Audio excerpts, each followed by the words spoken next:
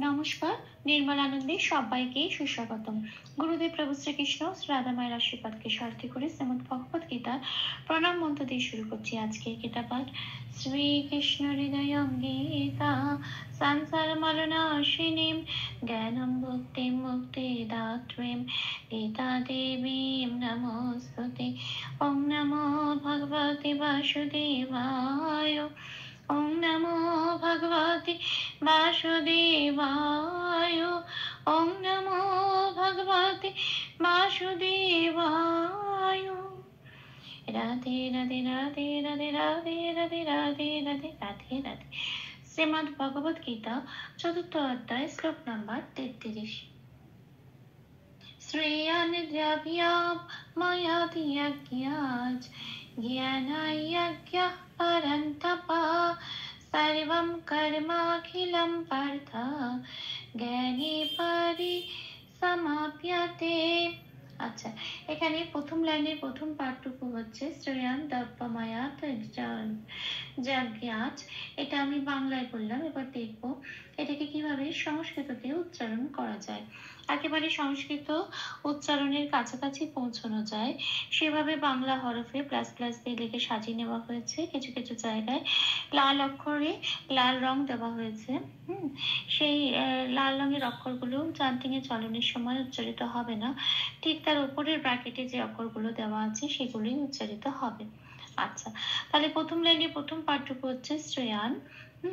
এখানে চান্টিং এর সুবিধার জন্য প্লাস দিয়ে সাজিয়ে নেওয়া হয়েছে। শুধু মনে রাখতে হবে নয় হসন্তটা আনটা চান্টিং এর শ্লোকের মধ্যেই আছে, যেহেতু নয় হসন্ত অর্থ না, সেই জন্য এটা অন্তুস্থ আকারের সাথে জুড়েই উচ্চারিত হবে শ্রেয়ান বলে, কখনো শ্রেয়ানু হবে না। আচ্ছা, তারপরে আছে দ্রব্য। দ্রব্যই দয় রফলা যেমন আছে তেমন বয় জফলায় লাল দিয়েছি, তার কারণ বয়ের উচ্চারণ বোঝানোর জন্য। বয়ের উচ্চারণ ও প্লাস অ, আর জফলার উচ্চারণও বোঝানোর জন্য। জফলার উচ্চারণ হর্ষই প্লাস অন্তস্থ পাশের ক্যালেন্ডারে যথারীতি 1 নম্বর ও 2 নম্বরে দেওয়া আছে। এবারে এই জফলার জন্য উপরের প্যাকেটে হর্ষই প্লাস অন্তস্থ বসালাম। এবার এটাকে বয়ের সাথে পড়ে দিলে কি হবে, বয় হর্ষই অন্তস্থ বিয়, কিন্তু বয়ের উচ্চারণ তো আবার ও প্লাস অ, কাজে এটা ও ঘেঁষা হবে ইয়। আর মটা পুনরূপে উচ্চারিত হবে আদে, যেখানে মনে রাখতে হবে দয় হসন্ত আবার আছে, খেয়াল রাখতে হবে হসন্ত মানে এটা অন্তস্থ আকারের সাথে জুড়েই উচ্চারিত হবে। তাহলে শব্দটার উচ্চারণ করলাম দ্রব্যাম ম দ্রব্যাম আত, দ্রব্যাময়াত, এটা। আচ্ছা, আসি পরের শব্দে যজ্ঞাৎ। যজ্ঞাজে অন্তস্থ জয়টা হচ্ছে আমার লাল দিয়েছি, তার কারণ জয়ের উচ্চারণ বোঝানোর জন্য। জয়ের উচ্চারণ হর্ষই প্লাস অন্তস্থ ইয়। আচ্ছা, গিয়া আকারটা গিয়াজ আর জয় হসন্তটা শ্লোকের মধ্যেই আছে, কাজে এটা গিয়া আকারের সাথে জুড়েই উচ্চারিত হবে। তাহলে শব্দের উচ্চারণটা পেলাম ইয়াজ্ঞাজ। শ্রেয়ান দ্রব্যাময়াত ইয়াজ্ঞাজ, এটা। আসি পরের পাঠে জ্ঞান ও যজ্ঞ পারন্তপা, এটা।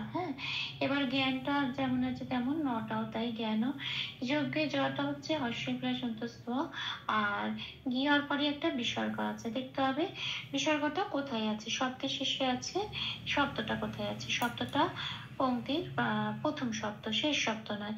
যেহেতু শেষ শব্দ নয় প্রথম শব্দ, সেই জন্য 6 নম্বরে তালিকাভুক্ত করে দেওয়া আছে, অর্ধ হ দিয়ে এটা প্রতিস্থাপিত হয়ে যাবে।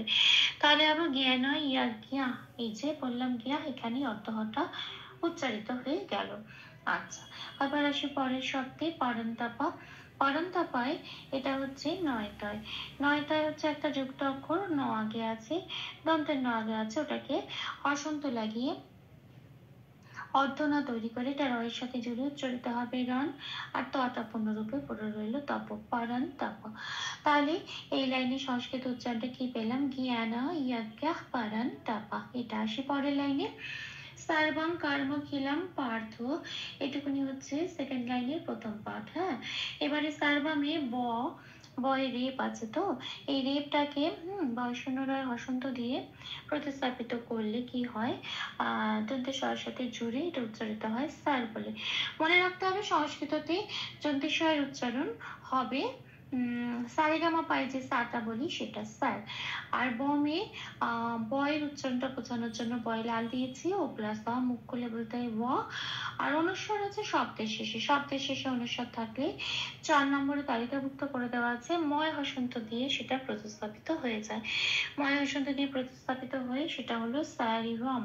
এটা কর্মকিলামটা হচ্ছে ময় রেপ আকার আছে। এবারে রেপটা বয়শূন্য রায় হসন্ত দিয়ে প্রতিস্থাপিত হয়ে কয়ের সাথে জুড়ে উচ্চারিত হয় কর। মাটা যেমন আছে তেমন পড়ে রইল, কিটাও তাই লয়। কিলামের অনুস্বর আছে শব্দের শেষে, এটাকে ময় হসন্ত দিয়ে প্রতিস্থাপিত করে দেওয়া হলো, তাহলে হলো খিলাম, কর্ম খিলাম এটা। আর পরের অক্ষর আছে, পরের শব্দ আছে পার্থ। পার্থতে থয় রেপ আছে, কাজেই বয়শূন্য রায় হসন্ত দিয়ে সেটাকে প্রতিস্থাপিত করে পয়াকারের সাথে জড়িয়ে উচ্চারিত হলো পার্থ, আটা পুনরূপে উচ্চারিত হলো থো বলে। তাহলে পুরো লাইনে সংস্কৃত উচ্চারণটা পেলাম সার্বম কার্মা খিলাম পার্থ। এটা আসি পরের পাঠে জ্ঞানে পরি সমাপাতে। হ্যাঁ, আচ্ছা জ্ঞানে জ্ঞানীটা যেমন আছে তেমন, পরিটাও তাই, সমাটাও তাই। পয় জফলায় লাল দিয়েছি, জফলার উচ্চারণ বোঝানোর জন্য। জফলার উচ্চারণ হর্ষই প্লাস অন্তস্থ, এটা পয়ের সাথে পড়ে দিলে হয় পয় হর্ষই অন্তস্থ পিয়।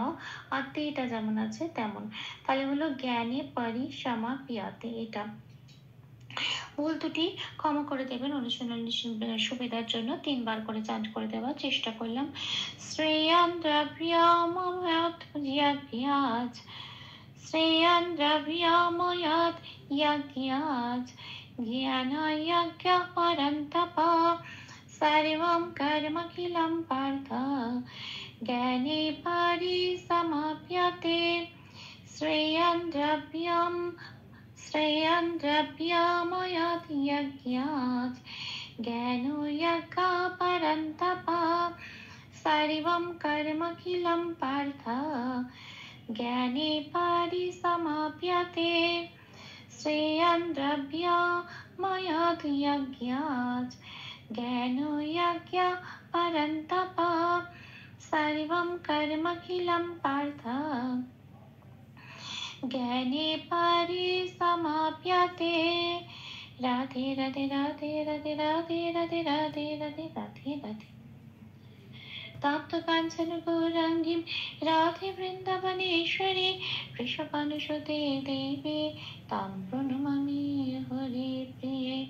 প্রভু ও শ্রী রাধা মায়ের কৃপা দৃষ্টি আমাদের সবার উপর বর্ষিত হোক। ধন্যবাদ, আপনাদের উৎসাহই আমার অনুপ্রেরণা। আমার সকল ভুল ত্রুটির ক্ষমা প্রার্থনা প্রভুর চরণে অর্পণ করলাম।